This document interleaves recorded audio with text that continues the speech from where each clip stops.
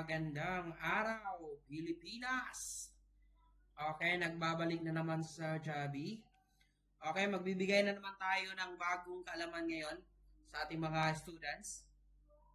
Okay, shoutout muna natin yung followers natin. Okay, kumusta kayo? Kumusta kayo? Okay, ngayon ituturo ni Sir Javi kung paano hahanapin yung equation ni circle given yung 3 points. Before, na-discuss na ni Sir Javi kapag given yung points ng diameter, line segment ng diameter, kung paano kukunin yung equation ni circle. Dito, find the equation of the circle through the 3 points, point A, 4, 5, 3, -2, and point C, 1, -4.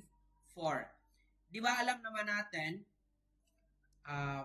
natin, Sir Javi, na yung standard form ng circle is x minus h squared plus y minus k squared is equal to r squared. Now, ang gagawin natin dito, Sir Javi, ang step 1 natin dito, okay, ang step 1 natin, isa-substitute natin itong tatlong points sa standard formula.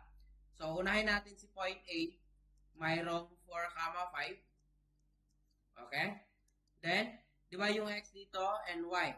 So, ang x dito is 4, so 4 minus h squared. I hope na-follow. Then, dito, yung 5, ang y natin is 5 minus k squared. Then, ilagay lang natin yan, r squared. Okay? Now, yung point B natin, mayroong 3, -2. O, the same lang, isa-substitute lang din natin. Yung x natin is 3, minus 2, minus h yan, maging positive 2 na yan. Positive, sorry. That is 3 minus h squared plus yung y natin, -2 minus k squared, then r squared. I hope na-follow. Yung point C natin, mayroon tayong 1, -4. Isubstitute lang natin sa standard form, ang x natin is 1, 1 minus h squared plus yung y natin is -4 minus k squared r squared. Now, ang gagawin natin, tapos na tayo sa step 1, di ba? Napakadali lang step 1 natin.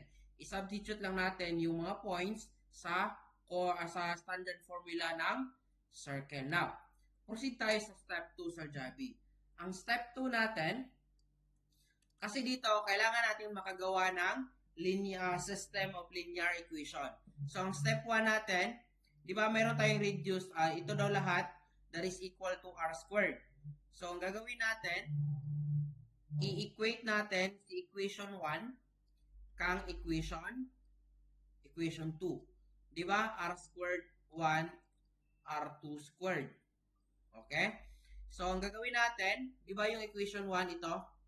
So, ilagay lang natin dito, 4 minus 8 squared plus, then 5 minus k squared is equal to equation 2, 3 minus 8 squared plus, I hope na-follow nyo ito, hindi ito mawawala sa pre-calculus at sa calculus 1 with analytic geometry. Okay? Now, dito, Sir Javi, atin ito i-simplify. Napakadali lang nito, i-distribute lang natin. Dito kasi, mataas lang yung process, pero kapag naintindihan mo yung process, napakadali lang talaga dito. Okay, unahin natin dito, distribute natin yan, FOIL method.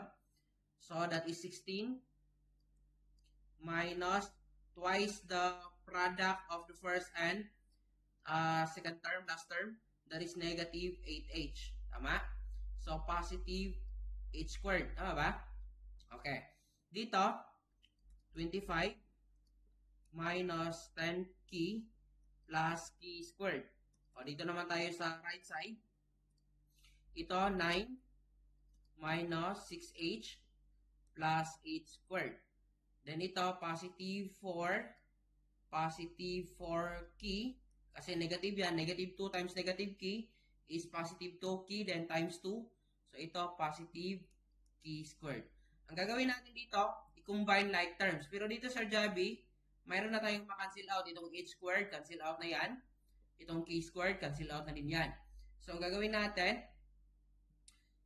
natin is ating i-combine like terms. Di ba mayroon na 16 dito? Then, plus 25. Mayroong constant sa left side, negative, sa right side, negative 9. I-transpose lang natin, maging negative 4. Then, negative 8h. Then, mayroong h dito, maging positive na ito, 6h. So, ito, negative 10k. Mayroong 4k dito, maging negative 4k na yan. So, 0. So, ang gagawin natin dito is, atin itong i-simplify. So, 16 plus 25. Okay? Gumakpa tayo calculator. Madali na guys. Bukuon may calculator sa Javi guys. Okay, 16 plus 25 para madali ta. That is 28. Tama ba? Okay, 28. 16 plus 25 minus 9 minus 4. Okay, 28. Ito maging negative 2h na ito. Ito maging negative 14k. So, ilipat lang natin yung constant, negative 2h minus 14k, negative 28. Ito yung first na equation nating linear equation. So, kailangan pa natin ng isa. Ang step 3 natin, okay, proceed tayo sa step 3. Dito, ang equation 2, i-equate natin kang equation 3. Di ba yung equation 2 natin is ito? Diba, ito yung equation 2 natin. O, ilagay lang natin yan. 9 minus 6h plus h squared para madali na lang tayo. Plus 4 plus 4k plus k squared. Ano yung equation 3 natin? Ito. 1 minus h squared. 1 minus h squared plus, kapag hindi nyo nasabayan guys, balikan na yung video guys para maintindihan yung process. Negative 4 minus k squared. Tama ba? Negative 4 minus k squared. Okay. Now, dito, since mayroon na tayo nito, i-copy lang natin yan. Kasi ito yung distributive, kapag i-distribute natin yung equation to, ito yung sagot. So, ilagay na lang natin ito. 4k squared. Dito, 1 minus 2h. Tama ba? Okay. Plus h squared. Dito, plus 16, plus 8k, plus k squared. O dito, mayroon na tayong makancel out. Cancel ang h squared. Cancel ang k squared. So, ilipat lang natin yung mayroong h. Negative 6h. Ito, maging positive 2h na ito. Positive 4k minus 8k. So, ang constant, ating ilipat sa left side. I-copy muna natin yung constant dito, 16 minus ito maging negative 9. So, itong positive 4 maging negative 4. So, dito, simplify natin, negative 4h, negative 4k. So, dito, gamit na po ta calculator guys. So, 4.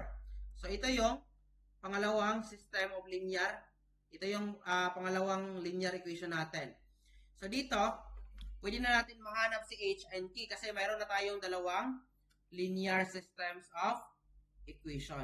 Now, dito, di ba ano yung first equation natin sa linear? Kanina, ito nakuha natin kanina. Negative 2h minus 14k. Lagay natin dito. Okay. Negative 2h minus 14k. That is 14, right? Okay, negative 14k is equal to negative 28. Tama ba? Okay. So, ilagay natin negative 4h minus 4k equals 4. Dito, mayroon tayong mga 3 ways to solve this one. Mayroon tayong tinatawag na elimination method. Mayroon tayong tinatawag na graphical method. And mayroon tayong tinatawag na substitution method. Dito, ang ating gagamitin is elimination method. Uunahin natin i-eliminate si h. Diba, negative 2h, negative 4h. Dapat maging positive 4h na yan. So, ang gagawin natin, mag-multiply tayo ng negative 2 sa first linear equation. So, negative 2 times negative 2h, that is 4h. positive 28 key. Ito, positive 56. Tama ba? 28 times 2. Bugun biya kugman. Okay, 56. Okay, copy lang natin si second equation. Negative 4 key. Then, positive 4. Dito, makancel out na natin si h. 4h plus negative 4h. Cancel na yan. 28 minus 4, that is 24. 24 key. Dito, 56 plus 4, 60. O, 60 divide 4, 24. That is, ang key natin daw, ang key natin is 5 over 2 yung key natin. Dito, since mayroon na tayong value ni king, o, lipat ka na naman doon. Di ba, mayroon na tayong value ni king. O, erase na natin ito sa itaas para mayroon tayong space. Okay, mayroon tayong space. Okay. Mayroon tayong space sa puso niya. Okay, napakataas ng process nito. Okay, kailangan talaga niyo itong pag-aralan para hindi kayo mahirapan sa inyong mga topic na ganito. Okay, mamili lang tayo sa first equation para makuha natin si value ni h. So, ang gagawin natin dito is, di ba, ang value ni k and h. Di ba, ang key natin is 5 over 2. What if pipiliin natin si first equation? Negative 14 key, negative 28. So, negative 2h, hahanapin natin si h. I-substitute natin si 5 over 2. That is the value of key. Okay? So, negative 14 times 5 over 2, that is negative 35. Okay? So, negative 28. I-move lang natin yan sa right side, maging positive 35. So, negative 28 plus 35, that is 7. Tama? So, negative 2h is equal to 7. Divide natin negative 2. Ang h natin, negative 7 over negative 7 over 2. So, meron na tayong key, meron na tayong h. So, center yan. Diba? H key. So, meron na tayong center. Ang center na natin sa circle is negative 7 over 2. Ang key natin is 5 over 2. Now, dito sa Chubby, kailangan natin kukunin si R, yung radius natin. Okay? O, balikan natin yung mga equation natin. Okay, balikan natin. Dito, mamimili tayo dito. Either point A, point B, or point C. Di ba yung A natin, di ba ang H natin is negative 7 over 2. Ang key natin is 5 over 2. Kailangan natin kukunin si R. Kahit sino sa kanila, either these three equations, the same na yung sagot, pero ang pipiliin natin dito is yung equation 1. So, 4, di ba yung H natin, negative 7 over 2? So, negative H, substitute lang natin, maging positive na yan. Okay? Positive squared. 7 over 2 squared. Then, plus 5. Yung key natin is 5 over 2 minus 5 over 2 squared. Then, R squared. Tama? So, dito, gamit na tayo ng calculator para madali na ta. Okay? Kita na Sir Chubby, paano yan isolve? Okay, shape 9 muna natin. Okay, then, i-input lang natin 4 plus 7 over 2, then squared. Then, plus 5 minus 5 over 2 squared. So, ito yung sagot niya. Then, meron siyang R squared. I-square root natin ito. Square root para makuha natin si R. Actually, that is, ito yung radius niya. Pero kanina, R squared yung formula sa standard form. Ay, balik na natin square. That is 125 over 2. So, dito, pwede na natin i-substitute natin yung ating mga value. So, ang radius doon natin dito, ang R squared daw, is 125 over 2. Now, dito, di ba yung h natin, negative 7, isa-substitute natin dito sa standard form ng circle. Okay, tapos na ang problema. So, x plus, negative yan, maging positive na yan. Negative, positive 2 over 7 over 2 squared. Sorry guys, giluas Sir Chubby. Y minus 5 over 2 squared is equal to 125 over 2. Now, ito daw ang standard form ni circle, Sir Javi. Okay? Given these 3 points. Paano natin malalaman, Sir Javi, na yung mga points is nag-lie sa circle? In points of the circle. O, dito natin malalaman. Dapat tama yung sagot natin. So, ang gagawin natin, Sir Javi, atin siyang i-check natin. Di ba? Okay, dito. I-copy lang natin yung standard form. Alpha x. Then, i-substitute natin lahat ng points. Dapat mag-substitute ito sa lahat ng points. Itong 3 points should be satisfied sa condition. Okay? Alpha y minus 5/2 then squared.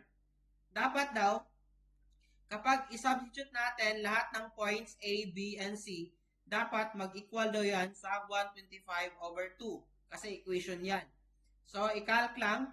Unahin natin sa A, yung x is 4. Dapat equal yan sa 125/2. Then, ang y natin is 5. So, dapat 125/2 ang sagot nito. Correct. Dapat lahat ng points mag-satisfy. Dito naman sa point B, 3 yung x, then y yung negative 2. Nag-satisfy. Last point, 1. Ang y natin, negative 4. Dapat 125/2 din ito. So, nag-satisfy lahat. Therefore, tama yung nakuha natin na equation ni circle. Okay? Shake lang kayo dyan. Dito ka, Sir Javi, guys. Manood lang kayo ng video ni Sir Javi, guys. Suportahan niyo, Sir Javi, guys. Maganda na mga ngari natin makatulong sa ating mga estudyante. Okay? Bye-bye!